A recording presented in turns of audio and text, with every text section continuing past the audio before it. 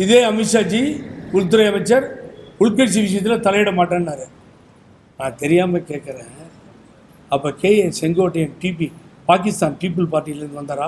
அவரை கூப்பிட்டு பேசுனீங்க. ட்ரிபிள் பி பாகிஸ்தான் பீப்புள் பார்ட்டிலேருந்து OPS வந்தாரா? இப்போ திருப்பி அவரை கூப்பிட்டு பேசுகிறீங்க.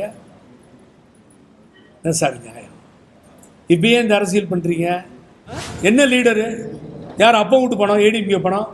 ஏன் 43 பேத்துக்கு நீங்கள் ஹெல்ப் பண்ணல? அங்கே மாத்திரம் போய் ஏன் ஹெல்ப் பண்ணுறீங்க? நீங்கள் ஹெல்ப் பண்ணதை நான் தப்பாக சொல்ல, நீங்கள் பண்ணதான் கரெக்ட்.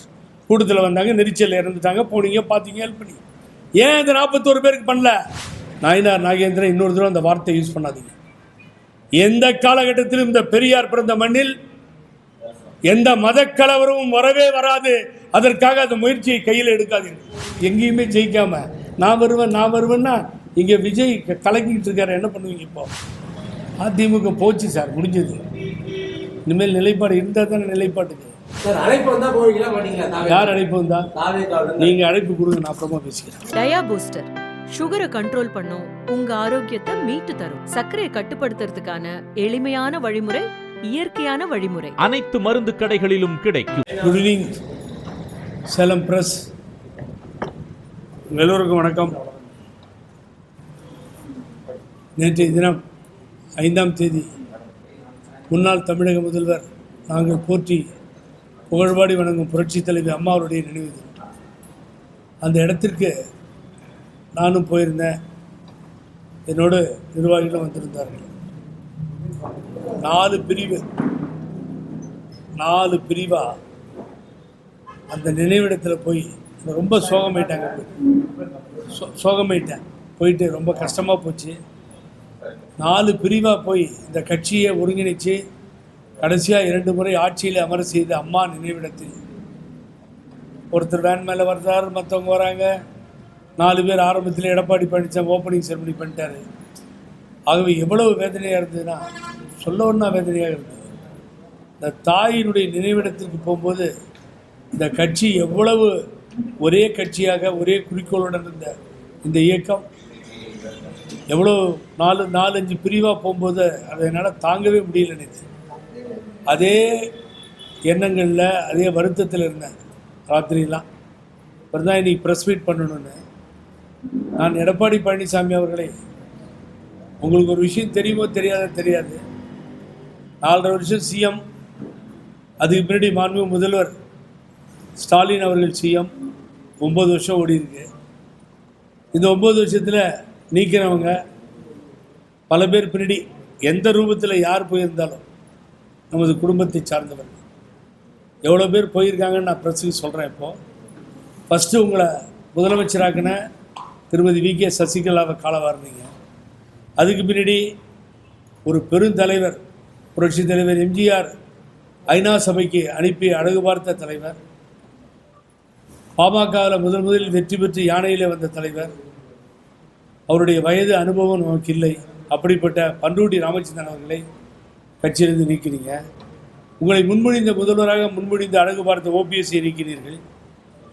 இப்போ நான் சொல்லிட்டு போகிறேன் வேகமாக. ஏன்னா முன்னாள் அமைச்சர்கள் கூப்பா கிருஷ்ணன், இப்போ தோப்பு வெங்கடாச்சலம் பெருந்துறையில் அன்பு நண்பர் திமுகவில் இப்போ இருக்கார் மாவட்ட செயலாளராக, அண்ணன் KA செங்கோட்டையன், திரு இன்பத்தமிழன், முன்னாள் அமைச்சர்கள் பேரை சொல்லிட்டு இருக்கேன், ஆனந்தன், வெல்லமண்டி நடராஜன், பழனியப்பன், செந்தில் பாலாஜி, உடுமலைப்பேட்டை சண்முகவேல், வைத்தியலிங்கம், செந்தமிழன், அன்வர் ராஜா, வளர்மதி ஜபராஜ், கண்ணப்பன், நயினார் நாகேந்திரன், இங்கேருந்து இப்போ BJP தலைவராக இருக்கார்.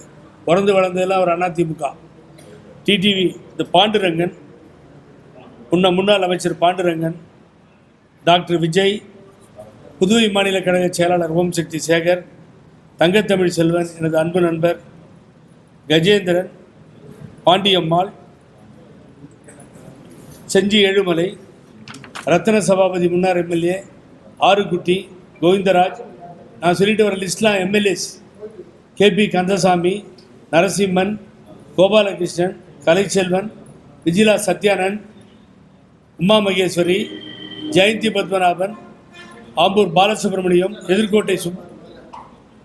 எதிர்கோட்டை Subramani, R Lakshmanan, Karambathi Kovai, doctor Sundarraj, Poovai Kandan, Balasubramaniam, P K. Narayanan, Chinnasamy, நம்ம இங்கே சின்னசாமி, கோவிந்தராஜு, கிருஷ்ணகிரி கோவிந்தராஜு, மகேஷ் பாண்டியன், கோபால், பார்த்திபன், வி.பி. கலைராஜன், அன்பு நண்பர் கலைராஜன், கணபதி கோவை, டாக்டர் சுந்தர்ராஜ், பூவை கந்தன், அந்த பூவை கந்தன் 2 தடவை வந்துட்டார், பாலசுப்ரமணியம், பி.கே. நாராயணன், அவர் அந்த எம்பியாக இருந்தார், உங்களுக்கு தெரியும், கோபிச்செட்டிப்பாளையம் இதிலிருந்து. சின்னசாமி அண்ணனும் அங்கே தான் இருந்தாங்க.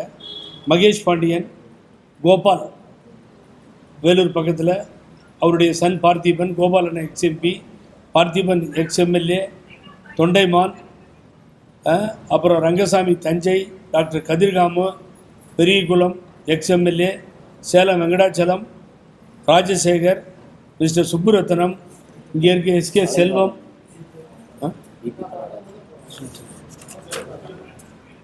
கலைராஜன் சொன்னேன், எஸ்கே செல்வம், இவங்க எத்தனை பேருங்க.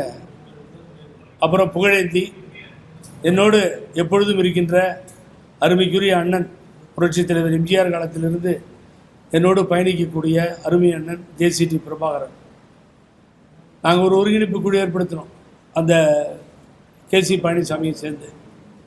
இத்தனை பேர்கள் இவர் தலைமை ஏற்ற பின்னால் வெளியே போயிருக்கிறார். இப்போ தான் பழனிசாமிக்கு புரியும், தலை சுற்றும் இதெல்லாம் படித்தா. இதில் ரொம்ப மகிழ்ச்சியாக இருந்தாலும் இருக்கும், சொல்ல முடியாது எனக்கு. இவ்வளோ பேர் படித்தது only MLA, ex MLA, MPs, ex ministers. இவங்க போனது இன்னும் எவ்வளோ பேர் விட்டு போச்சுன்னு தெரியாது. என்னுடைய நினைவுகளில் இருந்ததை நான் டைப் பண்ணி எடுத்தேன். இவ்வளோ பேர் போயாச்சு. இவருடைய தலைமைக்கு பின்னால் போனவங்க லிஸ்ட்டு சார் இது. ஒரே குடும்பத்தை சார்ந்தவர்கள், யார் பின்னாடி வேணாலும் போயிடட்டும். டிடிவி தினகரன் பின்னாடி போயிட்டோம், திருமதி வி.கே. சசிகலா பின்னாடி போயிட்டுருக்கோம், ஓபிஎஸ் அண்ணன் கூட வந்திருக்கட்டும், இல்லை என்ன எங்களோட இருந்திருக்கட்டும், இவ்வளவு பேரும் வெளியேறி இருக்கிறார். பழனிசாமி, மனசாட்சி இருந்தால் உன்னை கை தொட்டு சொல்லு, யாராவது ஒருத்தர் வந்தாங்களா 9 வருஷத்தில்? ஆட்சியில் இருக்கும்போது திமுகலேருந்து யாராவது உங்கள்கிட்ட வந்தாங்கன்னு சொல்லு. இங்கேருந்து போனவங்க யாராவது ஒருத்தர் 2 பேர் திரும்பி வந்திருக்கலாம். இல்லை கொறடா நரசிம்மன் மாதிரி, இந்த அங்கே ஒரு கொறடா இருந்தார் திருச்சியில், அவர் திரும்பி வந்தார், எனக்கு தெரியும். அது மாதிரி ஒருத்தர் 2 பேர் உங்கள்கிட்ட திரும்பி வந்திருக்கலாம். ஆனால் எத்தனை பேர் புதியவர்கள் நீங்கள் உங்கள் தலைமை ஏற்றுக்கொண்டு அனைத்து இந்திய அண்ணா திராவிட முன்னேற்றத்துக்கு திரும்ப வந்தார்கள் சொல்லுங்கள். நான் இந்த லிஸ்ட்டை படிக்க போனேன்னா ஒவ்வொரு ஊராக உழைத்தவர்கள், கட்சிக்காக தியாகம் செய்தவர்கள் எடுத்தேன்னு வச்சுக்கோங்க, அது பல 100ஆக போய் முடியும். அத்தனை பேர் வெளியே போயிட்டாங்க. உன் தலைமையை ஒத்துக்கல, டிரைவர் சரியில்லை, ஆக்சிடெண்ட்டில் போய் முடியும், ஆகவே இறங்கு கீழே அப்படின்னு சொன்னான். இப்போ கட்சிக்கு எவ்வளோ பெரிய இழப்பு. இப்போ அறிவாலயம் கதவும் திறக்கப்பட்டிருக்கிறது, தாவேகா அலுவலக கதவும் திறக்கப்பட்டிருக்கிறது. 2 பக்கமும் வா வா என்று அழைக்கிறார்கள்.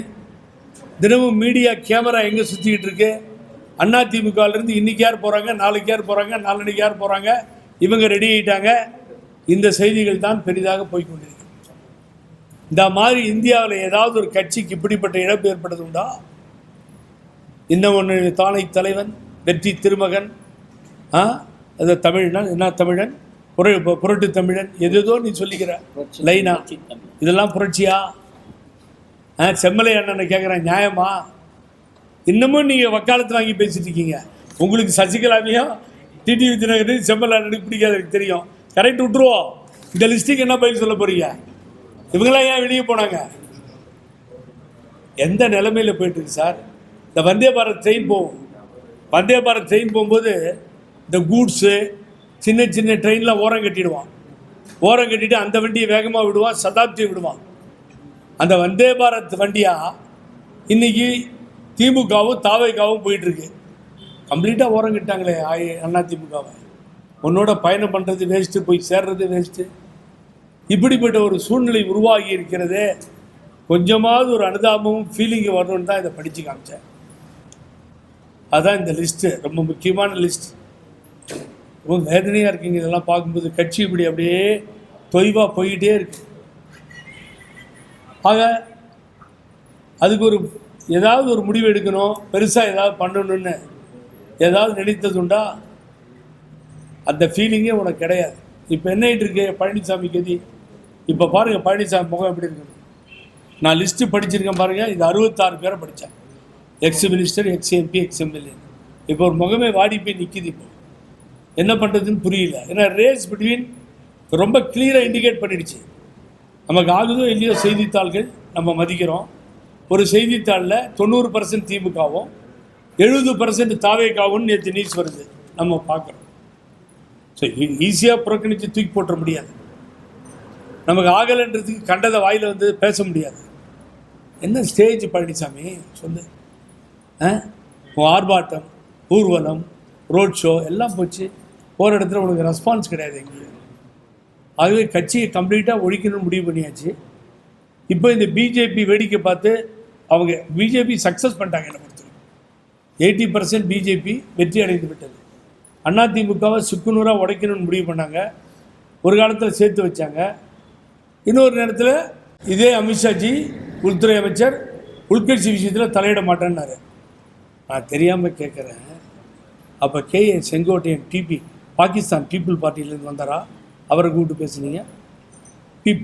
ட்ரிபிள் பி பாகிஸ்தான் பீப்புள் பார்ட்டிலேருந்து OPS வந்தாரா? இப்போ திருப்பி அவரை கூப்பிட்டு பேசுகிறீங்க. என்ன சார் நியாயம்? இப்போ ஏன் இந்த அரசியல் பண்ணுறீங்க? எல்லாத்தையும் சேர்த்து வைக்கவும் மாட்டேன்றீங்க.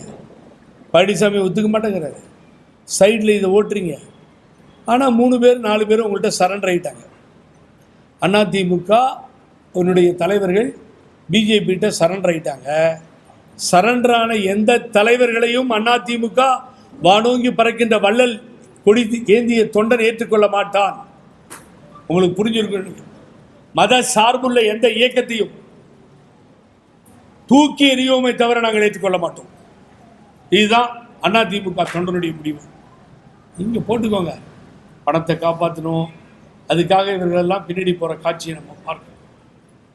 ஆனால் இந்த இயக்கத்தை ஒழிக்கணும்னு முடிவு பண்ணி பழனிசாமி ஒரு நல்ல அண்டர்ஸ்டாண்டிங்கில் போயிட்டுருக்கீங்க. வயிறு எரியுது, மனசு எரியுது, மக்கள் ஏற்றுக்கல, மூளைக்கு மூளை தூக்கி எறிஞ்சோ தலைகுனிவாக ஆனாங்கன்றது 2026 ஆகும். டெபாசிட் போய் ஊர் சிரிக்கும், கேவலமாக பேசும். உங்களை நீங்கள் இப்பயாவது திருத்திக்கோங்கன்னு கேட்டுக்கிறேன். இவ்வளவு சொல்றீங்க, இப்போ வந்தாலும் அவர்கிட்ட கேட்கும்போது நீக்கப்பட்டவர்களை ஒன்று சேர்ப்பீங்களா அப்படின்னு சொன்னா, அவர் நீக்கப்பட்டவர்கள் தான், ஒன்றிணைய வாய்ப்பே இல்லை அப்படின்ற மாதிரி தான் சொல்றாங்க. அது ஒரு இந்த விசா, பாஸ்போர்ட்டு, ட்ராவல் டாக்குமெண்ட்லாம் வாங்கி கொடுத்தா இந்த 66 பேரையும் இந்த படித்தவங்களுக்கு இன்னும் கொஞ்சம் ஜாஸ்தி இருக்கும். ஒரு 75 கூட இருக்கலாம். யாரோ விட்டு போயிருப்பேன். அவங்களையெல்லாம் கூப்பிட்டு நாங்கள் சைனா, ஜப்பானுக்கு எங்கேயாவது போயிடும். ட்ராவல் டாக்குமெண்ட் ரெடி பண்ணி கொடுத்தாருன்னா பழனிசாமி இப்போ அவர்கிட்ட சேரணும்னு நான் பேச வரல. எல்லோரும் சேர்ந்து போகலாம், இணைந்து போகலான்னு தான் பேச வரேன். ஆனால் அதுக்கு நீங்கள் தயாராக இல்லையே, இணைந்து போகிறதுக்கே தயாராக இல்லைங்க. இப்போ உதாரணத்துக்கு சொல்கிறேன் பாருங்கள். அவருடைய மனப்பக்குவம் எப்படி இருக்குன்னா, 41 பேர் கரூரில் செத்தத்துக்கு ஒன்றுமே பண்ணலை. நான் உங்கள்கிட்ட சொன்ன போனது. அப்போ கோபிச்செட்டிப்பாளையத்தில் ஒருத்தர் செத்து போயிட்டார், வீடு தேட்டு போய் 10 லட்ச ரூபா கொடுக்குறீங்க. இப்போ சீமான் ஸ்டைலில் தான் பேசணும். அது உயிர், இது என்ன? அதுக்கு பேர் உயிர். இங்கே செத்து போனவனுக்கு பேர் என்ன? அசிங்கமான வார்த்தையை பயன்படுத்த வேண்டியது. என்ன லீடரு? யார்? அப்போ விட்டு பணம், ஏடிஎம்கே பணம். ஏன் 43 பேருக்கு நீங்கள் ஹெல்ப் பண்ணல? அங்கே மாத்திரம் போய் ஏன் ஹெல்ப் பண்ணுறீங்க? நீங்கள் ஹெல்ப் பண்ணதை நான் தப்பாக சொல்ல, நீங்கள் பண்ணதான் கரெக்ட். கூட்டத்தில் வந்தாங்க, நெரிச்சல் இறந்துட்டாங்க, போனீங்க, பார்த்தீங்க, ஹெல்ப் பண்ணி. ஏன் இந்த 41 பேருக்கு பண்ணல? இட வீட்டுக்கு போயிட்டு வந்தீங்கல்ல. 41 பேர் வேட்டு கட்சியை சேர்ந்தவங்க. யாரு? தாவேகாவை சேர்ந்தவங்க 41 பேர். அப்போ தாவேகாவை சேர்ந்தவங்கன்னு சொல்லி திமுக பணம் 10 லட்சத்தை ரிலீஸ் பண்ணதும், அதே கட்சியை சேர்ந்த தலைவர் 20 லட்சம் கொடுத்ததும், எங்கள் அண்ணன் தோழர் திருமாவளவன் போய் பணம் கொடுத்து ஹெல்ப் பண்ணதும், பத்மஸ்ரீ கமலஹாசன் போய் பணம் கொடுத்து ஹெல்ப் பண்ணதும், அவங்களெல்லாம் மாற்று கட்சின்னு தெரிஞ்சு தானே ஹெல்ப் பண்ணாங்க. வேற தலைவர்கள்லாம் தெரியாமல் போய் ஹெல்ப் பண்ணாங்களா சார்? சார் நம்ம ஊரை சார்ந்தவர்கள், தமிழகத்தை சார்ந்தவர்கள், நம் மக்கள் சார். யார் இருந்துருக்கிட்டோம்? ஏன் அந்த மனப்பக்குவம் இல்லை? என்ன அவன் வீட்டிலேருந்து தூக்கி கொடுத்துட போகிற?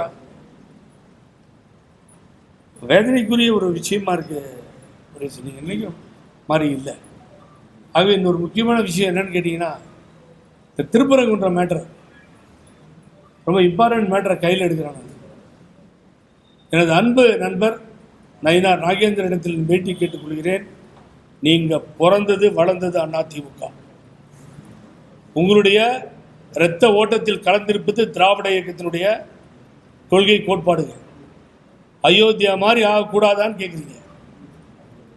அந்த அயோத்தியாவில் மக்கள் என்ன ரிசல்ட் கொடுத்தாங்க தெரியுமா? சந்திரபாபு நாயுடுவும் இன்னொருத்தர் முதலமைச்சர் நிதிஷ்குமார் 2 காலில் நிற்கிற மத்திய அரசு மோடி அரசுக்கு அங்கே தோல்வியை கொடுத்தார்கள் மக்கள். எந்த அயோத்தியாவில் கல் நட்டிங்களோ, அங்கே கோயிலை கட்டினீங்களோ, தோற்கடித்தார்கள் அந்த மக்கள். அயோத்தியான்னு சொல்லாமா நீங்கள் அந்த வார்த்தையை? இங்கே இருக்கின்ற அருமை உடன்பிறப்புகள் உங்களோடு பிறந்தவங்க இங்கே தமிழகத்தில். நாயனார் நாகேந்திரன் இன்னொரு தடவை அந்த வார்த்தையை யூஸ் பண்ணாதீங்க. எந்த காலகட்டத்திலும் இந்த பெரியார் பிறந்த மண்ணில் எந்த மத கலவரமும் வரவே வராது. அதற்காக அந்த முயற்சியை கையில் எடுக்காதீர்கள். மொழிக்காக போராடிய ஒரே மாநிலம் தமிழகம். 1965 உலகத்திலே கிடையாது. நெக்ஸ்ட் பங்களாதேஷ். இங்கே அந்த வேலையே வேண்டாம்.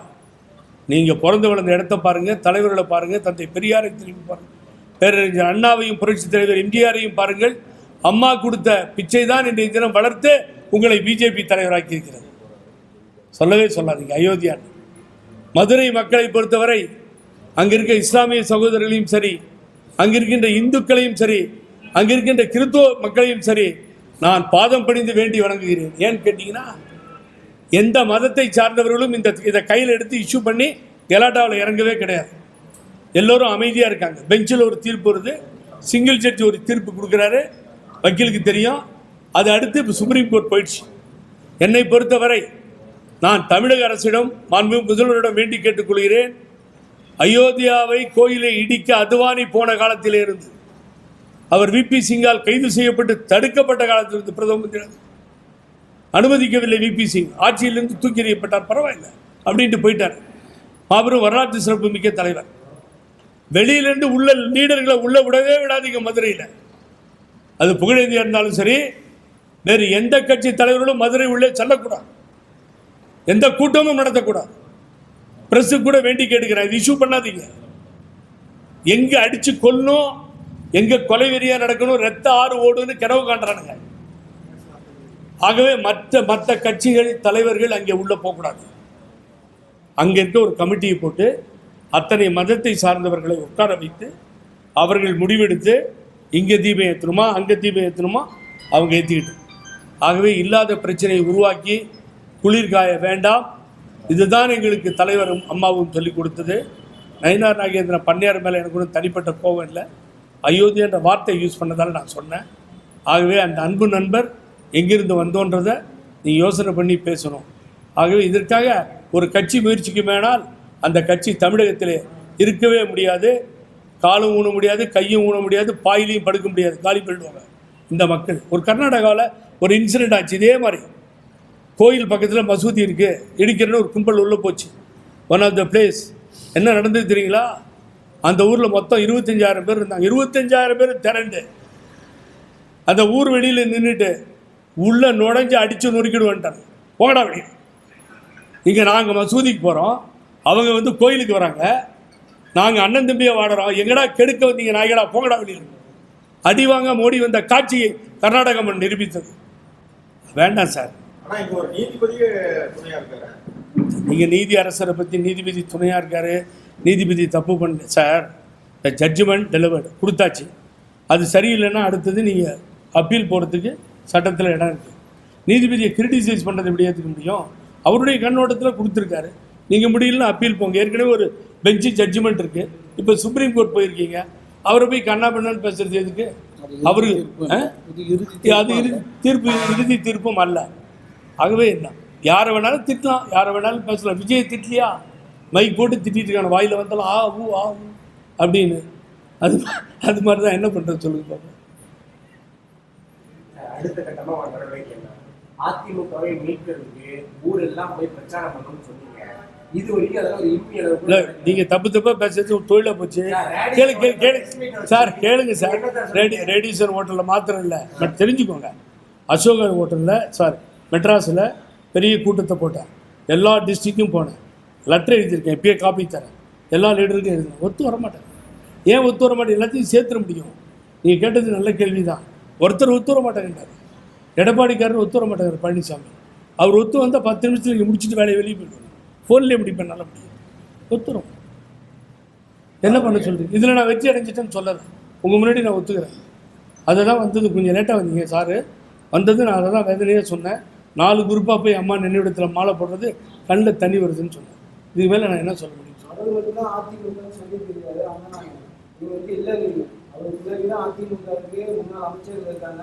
அவரே சொல்லிட்டு நாங்கள் மட்டும்தான் அதிமுக, வேறு யாருமே கிடையாதுன்னு சொல்றாரு. 100% ஏன் சார் ஒரு இடத்துல கூட ஜெயிக்கல? ஏன் சார் ஒரு தேர்தலில் கூட ஜெயிக்கல? 2 தேர்தலில் புறமுதுகு காட்டி ஏன் சார் ஓடணும்? விக்கிரவாண்டிலையும் ஈரோடு பை எலெக்ஷன்லையும் நீங்கள் தான் சார் ஸ்ட்ராங்கு. 6000 ஓட்டு தானே சார் வித்தியாசம். விக்கிரவாண்டியில் கொஞ்சம் தானே வித்தியாசம் டெபாசிட் போகிறதுக்கு ஈரோட்டில். அப்புறம் ஏன் நீங்கள் எங்கேயுமே ஜெயிக்காமல் நான் வருவேன்னா இங்கே விஜய் கலக்கிட்டு இருக்காரு, என்ன பண்ணுவீங்க? இப்போது தாவேகாவுடைய தலைவர் ஃபிகர் தானே ஓடிக்கிட்டு இருக்கு எல்லா இடத்துலையும். நேற்று சம்பத் போயிட்டார், முந்தா நேற்று KA செங்கோட்டையன் போயிட்டார். இந்த கட்சிகளிலிருந்து நகர்ந்து போகிறாங்க. எப்படி தடுக்க போகிறீங்க சொல்லுங்க பார்ப்போம். அவர் கரெக்ட், சூப்பராக சில நான் 60 இப்போ படித்தவங்கள்ட்ட காமிச்சிட்டேன். பழைய மந்திரி, பழைய MP, பழைய MLA நான் படித்து காமிச்சிட்டேன். யாராவது ஒருத்தர் வந்திருக்கார் திமுகவிலேருந்து எடப்பாடி பழனிசாமியை தலைமை ஏற்று நீங்கள் சொன்னீங்கன்னா நான் மன்னிப்பு கேட்டு வெளியே போயிடுவேன். ஏன் வர மாட்டேன்றாங்க? பக்கத்தில் செம்மலை மாத்திரம் தான் இருப்பார் அண்ணன், எல்லாத்தையும் தாங்கிக்கிட்டு வரணும் இல்லை? 4.5 வருஷத்தில் ஆட்சியில் இருந்தீங்க, வரணும் இல்லை? அம்மா இருக்கும்போது எவ்வளோ பேர் வந்திருப்பாங்க சொல்லுங்க சார், நியாயமா சார் இது? அப்ப வருகின்ற தேர்தல் வந்து விஜய் சொன்ன மாதிரி தாவேக்காவுக்கு திமுக தான். உங்களுக்கு ஏன் சந்தேகம்?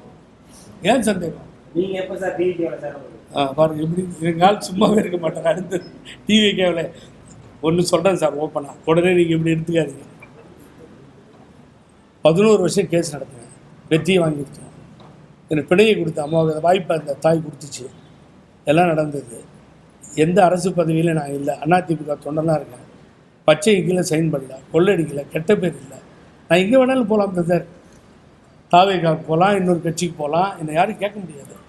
அந்த கட்சியில் அனுபவிச்சுட்டு கொள்ளடிச்சிட்டு எம்பியாக இருந்துட்டு MLAவாக இருந்துட்டு அந்த முகாந்திரத்தை தேடி தன்னை வளர்த்துக்கிட்டு இருக்கான் பாருங்க, அவன் போகும்போது தான் துரோகமாகும்.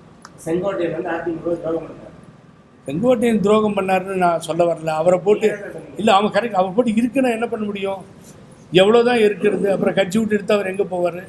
கட்சி விட்டு எடுக்காமல் நீங்கள் வச்சுருந்து பார்த்துருக்கணும். கட்சி விட்டு 1 வருஷம் 2 வருஷம் 4 வருஷமா போராடுறீங்க. அவருக்கு 1 மாசம் கூட போராடாம கட்சி விட்டு போயிட்டாரு. இல்லை அது வந்து அன்னைக்கு தேதியை குறித்தாரு, 10 நாள்னாரு. அப்புறம் திருப்பி எல்லாத்தையும் போய் சந்தித்த பின்னாடி தான் அவருக்கு புரியுது செட் ஆகாது அப்படின்னு 3 பேர்த்தையும் போய் தேவரையா பிறந்தநாள் அன்றைக்கி போய் பார்த்தாரு. அதுக்கு பின்னாடி ஒரு டிசிஷன் எடுத்துகிட்டு அவர் ஒரு ரூட்டை பார்த்து போயிட்டார். அது எனக்கு அதில் வந்து அவர்கிட்ட கேட்டேன், அன்றைக்கி நான் வந்து அந்த உடன்பாடு இல்லை, இப்போ எடுக்கல முடிவுன்னாரு. அவர் அந்த கட்சிக்கு போயிட்டார். நம்ம என்ன பண்ணுறோம்? இண்டிவிஜுவலாக காலையில கேட்குறீங்க அந்த மாதிரி முடிவுன்னு சொல்கிறாரு, சாயந்தரம் போய் சேர்றாரு. மணி அவர் எப்படி அதிமுக துரோகம் பண்ணுறாரு? என்ன இந்த சேலத்தில் நீங்கள் பல வருஷமாக பார்க்குறீங்க, நான் போய் பேச தெரியல எனக்கு. அதனால் காலையில் அவர் பார்க்கும்போது அவர் என்ன சொன்னாரோ அதை டிவியில் சொல்லிட்டேன். மாலையில் உங்களை மாதிரி பார்க்குறேன். அப்புறம் தாவேகா தலைவர் விஜய்கிட்ட போயிட்டாரு. என்னமோ பண்ண முடியும், சொன்னது வேணால் நான் வருத்தப்படுறேன் அப்படின்னு சொன்னேன்.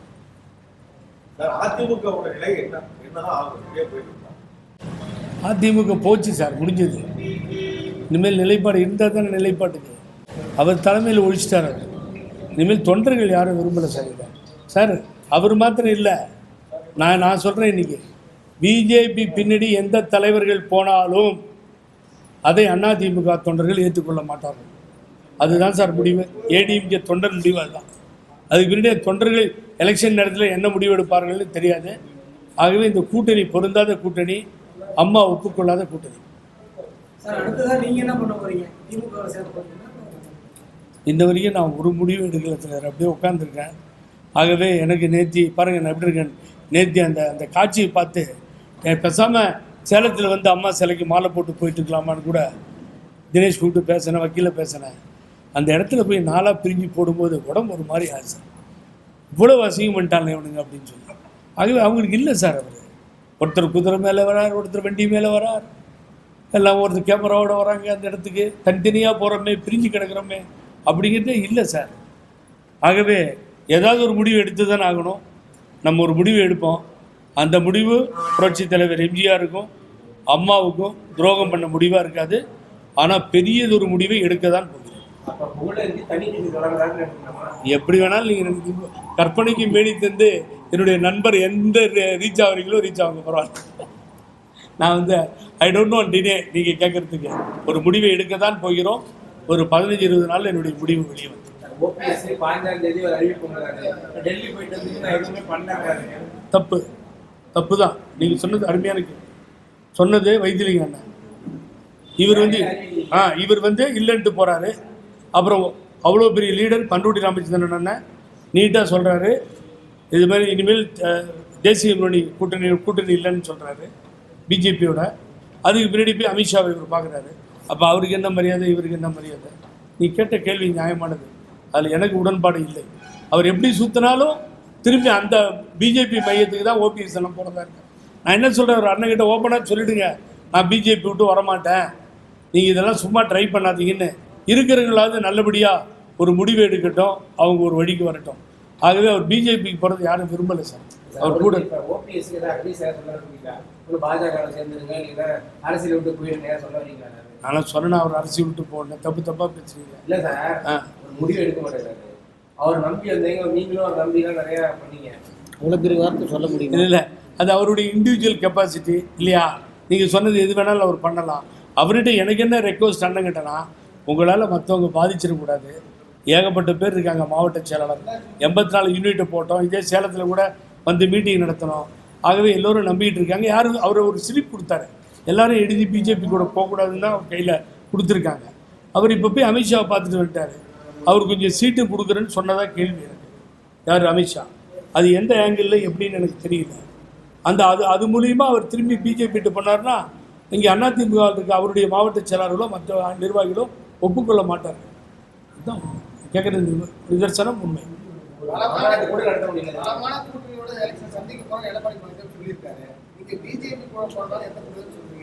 இல்லை, எந்த கூட்டணியோட போறாரு அவரு? என்ன பலமான கூட்டணி? இங்கே எதுவும் தமிழகத்தில் இனிமேல் கட்சி இல்லை. எதுல கூட்டணின்னு சொல்லுங்க அவரை. அவங்களே டவுட்டுன்ட்டாங்க. கேப்டன் விஜயகாந்த் கட்சியை, தேமுதிகவை அவங்களே சொல்லிட்டாங்க எந்த முடிவும் நாங்கள் இப்போ எடுக்கலன்னு. அவங்களுக்கு ஒரு ராஜ்யசபா சீட்டு தரேன்னு முதல்வர் குத்தியாச்சு. அதனால் அவங்களும் இல்லை. அப்போ எது பாட்டாளி மக்கள் கட்சியை ரெண்டாக அடிச்சுட்டு அப்பாவுக்கு ஓட்டு போடுறதா பிள்ளைக்கு ஓட்டு போடுறதா அங்கே இருக்கும் தான் முடிவு பண்ணுவோம். அங்கேயும் பாதகம் ஏற்பட்டு எந்த கட்சி இருக்குது? யாருக்கு? தட் இஸ் திராவிட முன்னேற்ற கழகம் கூட்டணியோட ஸ்ட்ராங்காக இருக்கிறது உண்மை. திமுகவுக்கும் தாவேக்காவுக்கும் தான் பெரிய போட்டி இருக்கும். அவர் மெதுவாக விஜய் வெளியில் வர ஆரம்பிச்சிட்டாரு. வர வர அது எழுச்சியாக மாறுது. எங்கே போய் முடியுங்கிறது மக்களும் காலம் தான் பேச்சு. என்ன சார், உங்களை தயவு செஞ்சு வேண்டி கேட்டுக்கிறேன், நீங்கள் என் பிரதராக கேட்டுக்கிறேன், அந்த திருப்பரங்குன்றத்தை மீடியா தயவு செஞ்சு விட்டுருங்க. அங்கே ஒரு கமிட்டியை போட்டு மதுரை மக்களே பார்த்துக்கிட்டோம். அது வேண்டாம் தயவு செஞ்சு. அதனோட இல்லை அவர் இல்லை இல்லை சார், யாருக்கு ஏங்க அதுதாங்க யூனிட்டியாக இருக்குது. அதுக்கு தான் வாய்ப்பு இருந்துக்கிட்டே இருக்குது. இப்போ பிரச்சனை போட்டி தாவேக்காவுக்கும் திமுகவுக்கும். அவர் நண்பர் என்ன கேட்குறாருன்னா திருப்பரங்குன்றத்தை பற்றி பேசலன்றார். இல்லை, அவர் தான் சொன்னாங்க அதை பேசவே வேணான்றது தான் என்னுடைய ரெக்வஸ்ட்.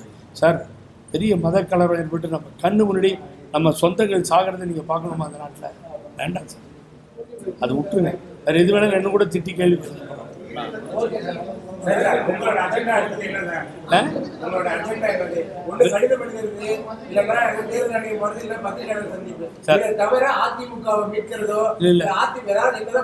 மீட்கிறதுன்ற வார்த்தையே தவறு. யார்கிட்ட இருக்கு போய் மீட்டிட்டு வரதுக்கு? அடைக்கடையில் இருக்காது. இல்லை, தவறான ஆளுகிட்ட போயிடுச்சு, மீட்க முடியாது. அதை விட்டுருங்க. என்னை பொறுத்த வரைக்கும் என்னுடைய அறிவிப்பு இன்னைக்கு கிட்டத்தட்ட இந்த 15 நாள் 30 நாளைக்குள்ளார அதிமுக தொண்டர்களோடு சேர்ந்து பயணம் செய்கின்ற ஒரு நிலை ஏற்படும். அது பிஜேபிக்கு எதிராக இருக்கும். எது எடுத்தாலும் செல்லாது. உச்சநீதிமன்ற உத்தரவுப்படி சிவில் டிஸ்பியூட் கேஸ் பெண்டிங் இருக்குது, அதுதான் முடிவெடுக்கும். பொதுக்குழு வேஸ்ட்டு. அதை நடத்துறதும் பழனிசாமி பேசிட்டு அது நம்ம போறோம் நம்ம ரூட்ல. நீங்க தாவேக்காவுக்கு ஆதரவாவே பேசிட்டு இருக்கீங்க. தாவேக்காவுக்கு ஆதரவா பேசுறதுக்கு ஒரு அழைப்பு ஏதாவது விட்டுருக்காங்களா? தாவேக்காவுக்கு பேசிட்டு இருக்கீங்க. இப்ப சொல்றேன், ஒரு அருமையான கேள்வியை கேட்டீங்க. எனக்கு பெயர் வைத்தவர் பெரியார். இங்கேதான் திராவிடர் கழகம் உருவானது. அந்த தந்தை பெரியாரை இதே சேலத்தில் அழைத்து வந்து தேர்தல் பிரச்சாரத்தில் இறக்கினால் அது பிரச்சனையிடும், தோத்துரும் திமுகன்னு சொன்ன காலத்தில் பனமரத்துப்பட்டி ராஜாராம் தந்தை பெரியாரை அழைத்து வந்து பிரச்சாரம் செய்தார். அந்த தேர்தலில் திராவிட முன்னேற்ற கழகம் ஒரு மாபெரும் சரித்திர வெற்றியை படைத்தது. அப்புறம் எல்லா இடத்துக்கும் தந்தை பெரியாரை கூப்பிட ஆரம்பித்தாங்க. இன்றைக்கி புதுசாக கட்சி ஆரம்பிச்சிருக்க விஜய் தன்னுடைய பின்னணி அந்த படத்தை போட்டால் ஓட்டு வருமா இல்லையான்னு திராவிட இயக்கங்கள் சிந்திக்கிற நேரத்தில் தந்தை பெரியாரை பின்னணி பெருசாக போட்டு அதுக்கு பக்கத்தில் அண்ணல் அம்பேத்கர், புரட்சி தலைவர் எம்ஜிஆர், பேரறிஞர் அண்ணா அவர் சொந்த ஊரில் போய் நின்று தலைவரை பற்றி புகழ்ந்து பேசி, அஞ்சலி அம்மாள் ஆகட்டும், இப்படி நீங்கள் எடுத்து பாருங்க.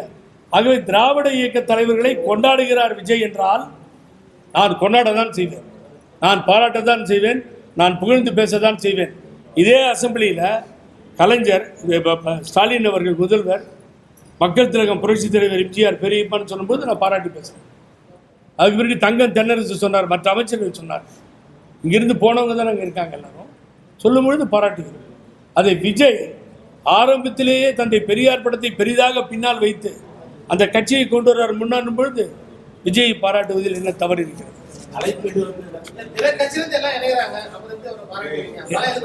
இல்ல பிற கட்சி எந்த கட்சியில பழனிசாமி தவிர ஒரு நிமிஷம், பழனிசாமி தவிர வேற யார் வேற கட்சிக்கு போகாம இருக்காங்க, ஏத்துக்காம இருக்காங்க?